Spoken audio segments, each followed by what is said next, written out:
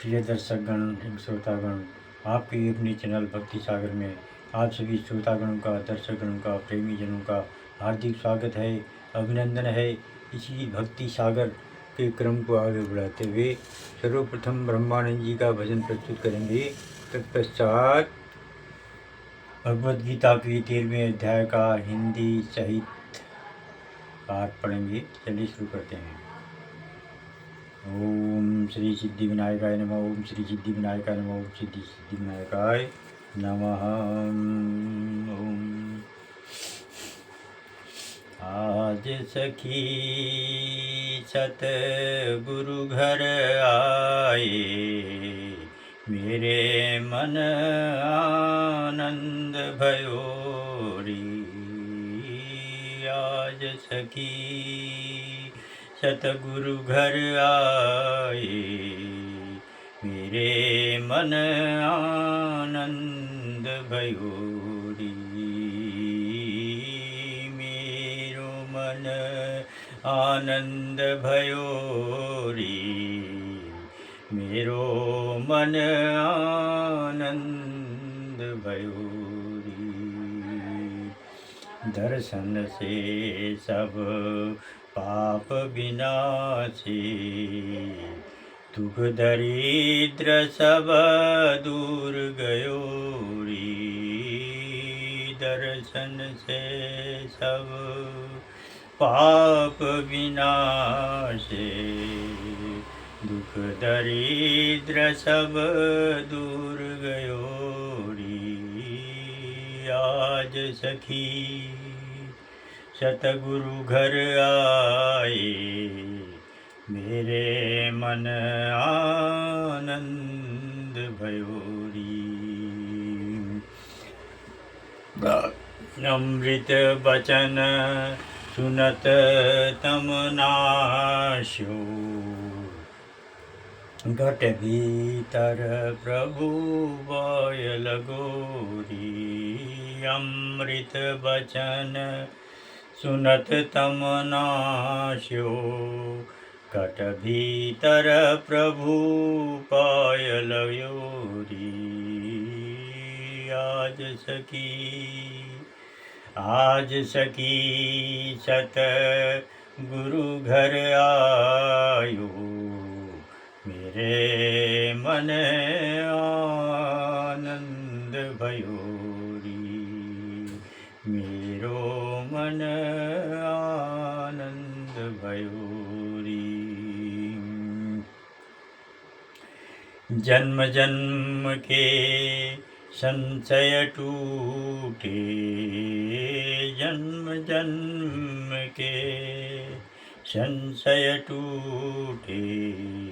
भव भय ताप मिटाय दयो री। भव भय ताप मिटाय दयो री। आज सखी सतगुरु घर आए, आज सखी सतगुरु घर आए, मेरे मन आनंद भयो री।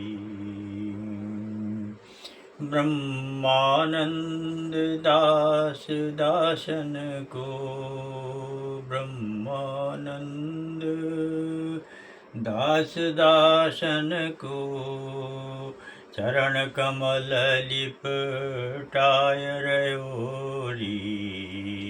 ब्रह्मानंद दास दासन को, चरण कमल लिपटायो रही।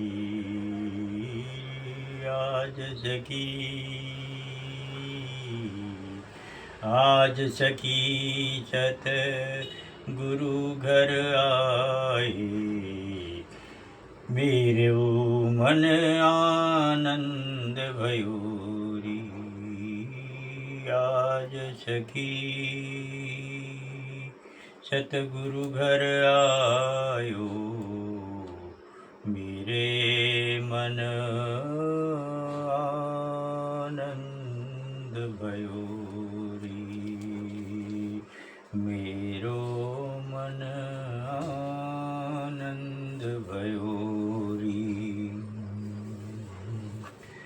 अब अध्याय 13 भगवद गीता का श्रीमद् भगवद गीता का 13वां अध्याय पढ़ेंगे।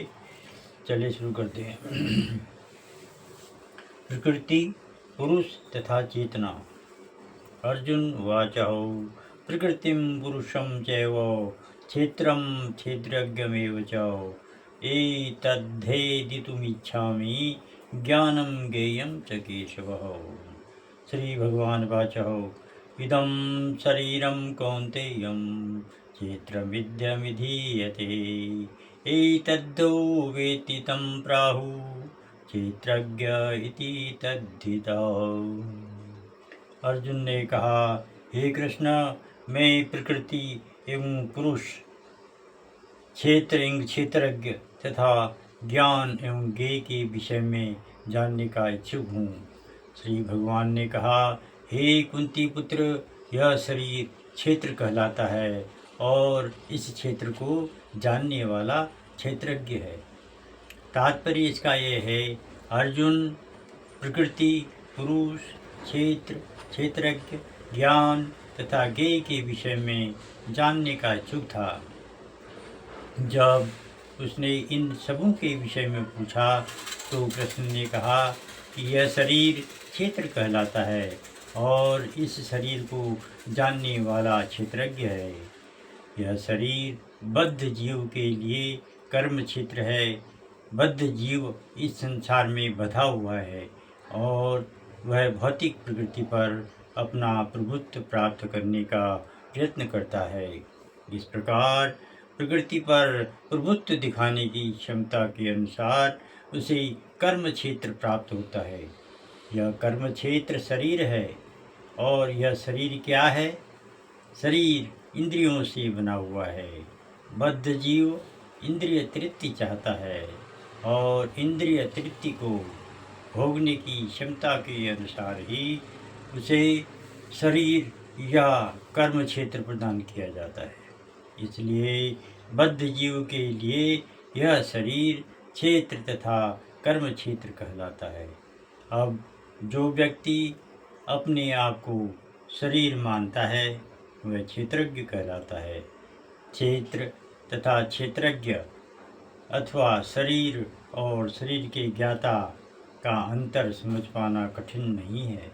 कोई भी व्यक्ति यह सोच सकता है कि बाल्यकाल से वृद्धावस्था तक उसमें अनेक परिवर्तन होते रहते हैं, फिर भी वह व्यक्ति वही रहता है। इस प्रकार कर्म क्षेत्र के ज्ञाता तथा वास्तविक कर्म क्षेत्र में अंतर है। एक बद्ध जीव यह जान सकता है कि वह अपने शरीर से भिन्न है। प्रारंभ में ही बताया गया है कि देहिनो अस्मिनो, जीव शरीर के भीतर है और यह शरीर बालक से किशोर, किशोर से तरुण तथा तरुण से वृद्ध के रूप में बदलता जाता है और शरीरधारी जानता है कि शरीर परिवर्तित हो रहा है। स्वामी स्पष्टतः क्षेत्रज्ञ है। कभी कभी हम सोचते हैं, मैं सुखी हूँ, मैं पुरुष हूँ, मैं स्त्री हूँ, मैं कुत्ता हूँ, मैं बिल्ली हूँ। ये ज्ञाता की शारीरिक उपलब्धियाँ हैं, लेकिन ज्ञाता शरीर से भिन्न होता है। भले ही हम तरह तरह की वस्तुएं प्रयोग में लाएं, जैसे कपड़े इत्यादि, लेकिन हम जानते हैं कि हम इन वस्तुओं से भिन्न हैं। इसी प्रकार थोड़ा विचार करने पर हम यह भी जानते हैं कि हम शरीर से भिन्न हैं। मैं, तुम या अन्य कोई जिसने शरीर धारण कर रखा है क्षेत्रज्ञ कहलाता है, अर्थात वह कर्म क्षेत्र का ज्ञाता है और यह शरीर क्षेत्र है, साक्षात कर्म क्षेत्र है। भगवद गीता के प्रथम 6 अध्यायों में शरीर के ज्ञाता तथा जिस स्थिति में वह भगवान को समझ सकता है उसका वर्णन हुआ है।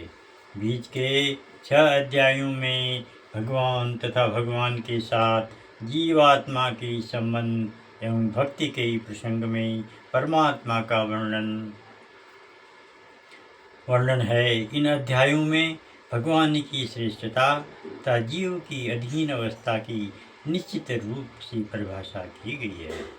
जीवात्माएं सभी प्रकार से अधीन हैं और अपनी विस्मृति के कारण वे कष्ट उठा रही हैं। जब पुण्य कर्मों द्वारा उन्हें प्रकाश मिलता है तो वे विभिन्न परिस्थितियों में यथा आर्त, धनहीन, जिज्ञासु तथा ज्ञान पिपासु के रूप में भगवान के पास पहुँचती है।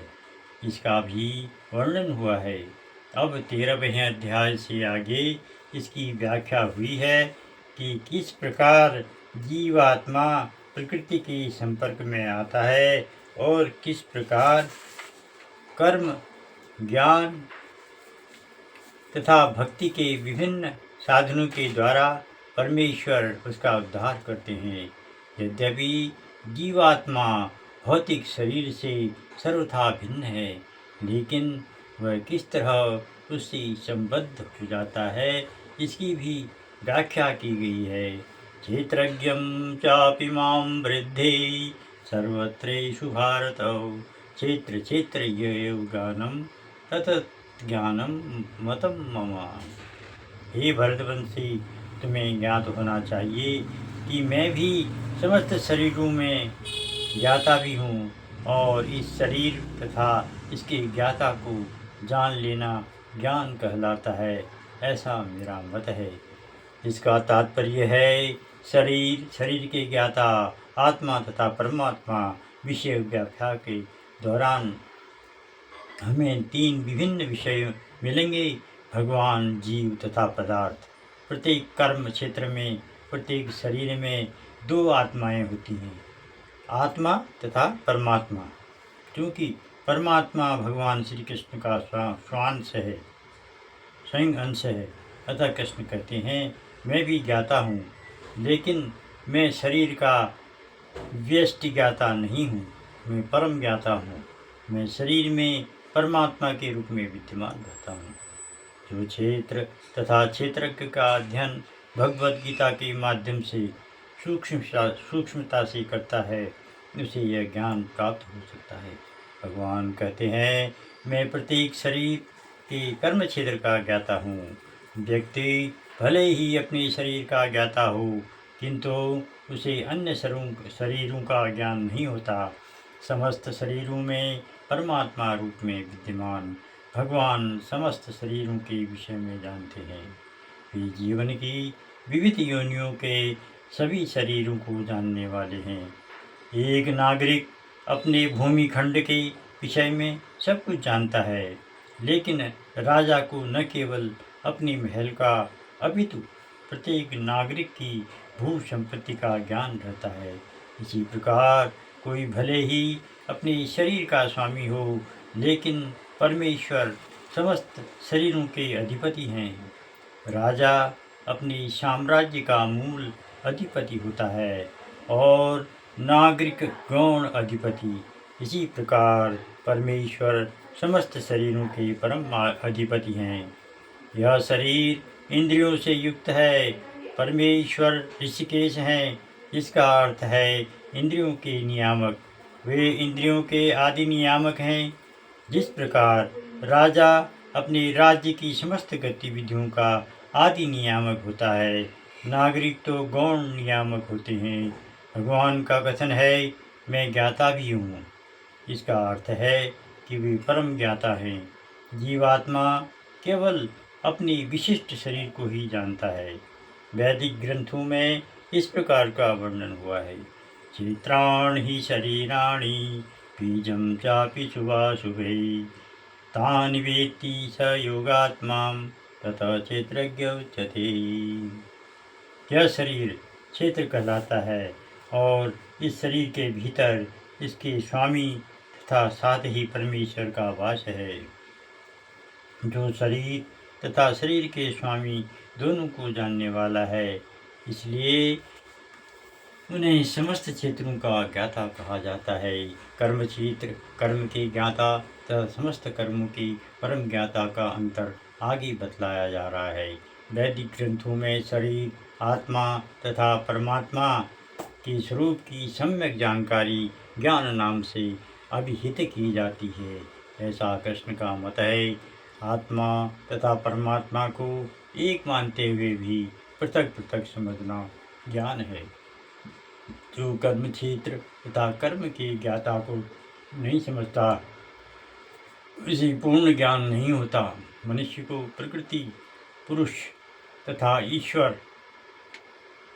की स्थिति समझनी होती है। उसे इन तीनों के विभिन्न रूपों में किसी प्रकार का भ्रम पैदा नहीं करना चाहिए। मनुष्य को चित्रकार, चित्र तथा तूलिका में भ्रम नहीं करना चाहिए। यह भौतिक जगत जो कर्म क्षेत्र के रूप में है, प्रकृति है, और इस प्रकृति का भोक्ता जीव है, और इन दोनों के ऊपर परम नियामक भगवान है। वैदिक भाषा में इसे इस प्रकार कहा गया है। हिताश्वत्तर उपनिषद भोक्तां भोग्यं प्रेरितारं चमत्वः सर्वप्रोक्तं त्रिविधं ब्रह्ममेतत्। ब्रह्म के तीन स्वरूप हैं। प्रकृति कर्म क्षेत्र के रूप में ब्रह्म है, तथा जीव भी ब्रह्म है, जो भौतिक प्रकृति को अपने नियंत्रण में रखने का प्रयत्न करता है, और इन दोनों का नियामक भी ब्रह्म है, लेकिन वास्तविक नियामक वही है। इस अध्याय में बताया जाएगा कि इन दोनों ज्ञाताओं में से एक अच्युत है तो दूसरा च्युत, एक श्रेष्ठ है तो दूसरा अधीन है। जो व्यक्ति क्षेत्र के इस दोनों ज्ञाताओं को एक मान लेता है, वह भगवान के शब्दों का खंडन करता है, क्योंकि उनका कथन है, मैं भी कर्म क्षेत्र का ज्ञाता हूँ। जो व्यक्ति रस्सी को सर्प जान लेता है, वह ज्ञाता नहीं है। शरीर कई प्रकार के हैं, और इनके स्वामी भी भिन्न भिन्न हैं, क्योंकि प्रत्येक जीव की अपनी निजी सत्ता है, जिससे वह प्रकृति पर प्रभुता की सामर्थ्य रखता है। अतएव शरीर विभिन्न होते हैं, लेकिन भगवान उन सब में परम नियंता के रूप में विद्यमान रहते हैं। यहाँ पर च शब्द महत्वपूर्ण है, क्योंकि यह समस्त शरीरों का द्योतक है।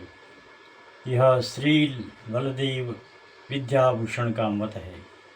आत्मा के अतिरिक्त प्रत्येक शरीर में कृष्ण परमात्मा के रूप में रहते हैं, और यहाँ पर कृष्ण स्पष्ट रूप से कहते हैं कि परमात्मा कर्म क्षेत्र तथा विशिष्ट भोक्ता दोनों का नियामक है। ओम हरि ओम तत्सत।